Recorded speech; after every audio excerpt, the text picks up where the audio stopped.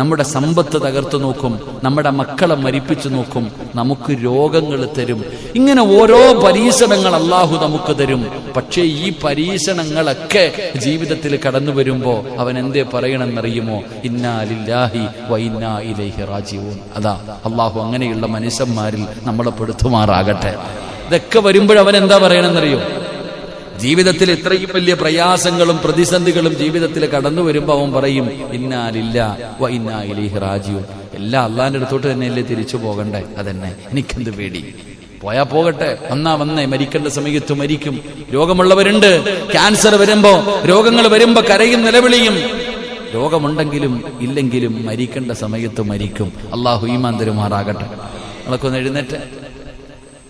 പടച്ചവനെ, നേരത്തെ വഴുതു പറയുമ്പോൾ ഇരിക്കാൻ കസേരയിൽ ആള് മാത്രമേ ഉള്ളൂ. ഇപ്പൊ ആരുമില്ല, മലക്കുകളാണ്. 6 മലക്കുകൾ വലതും ഇടതും ഇരിക്കുന്നുണ്ട്. അൽഹംദുലില്ലാ. വാ ഇങ്ങോട്ട് കയറി ഇരിങ്ങള്. ഇപ്പൊ ആരുമില്ല. പോയിരുന്നോണ്ടേ, കുഴപ്പമില്ല. ഇവിടെ ഇരിക്കുന്നതിനേക്കാളും നല്ലത് അവിടെ ഇരിക്കണേ. പോയിരുന്നു. നല്ല കാര്യം. അൽഹംദുലില്ലാ. സജീവണ്ണനില്ല, മുബാസണ്ണ ഇല്ല, എല്ലാവരും അവിടെ ഇരുന്നു. അൽഹംദുലില്ലാ. എല്ലാവരും അവിടെ ഇരിക്കുക. അൽഹംദുലില്ലാ. അള്ളാഹു നമുക്ക് ഈമാൻ നൽകി അനുഗ്രഹിക്കുമാറാകട്ടെ. എന്റെ പ്രിയപ്പെട്ട സഹോദരങ്ങൾ, അൽഹംദുലില്ലാ, അള്ളാഹുവിന്റെ പരിശുദ്ധമായ ഖുർആൻ പറയുകയാ, അള്ളാഹു ഭയം തരും, പട്ടിണി തരും, ദാനനഷ്ടം വരും, ജീവനഷ്ടം വരും, വിഭവം നിങ്ങൾ നഷ്ടപ്പെടുത്തും എന്നിവ മുഖേന ഞാൻ നിങ്ങളെ പരീക്ഷിക്കുക തന്നെ ചെയ്യും.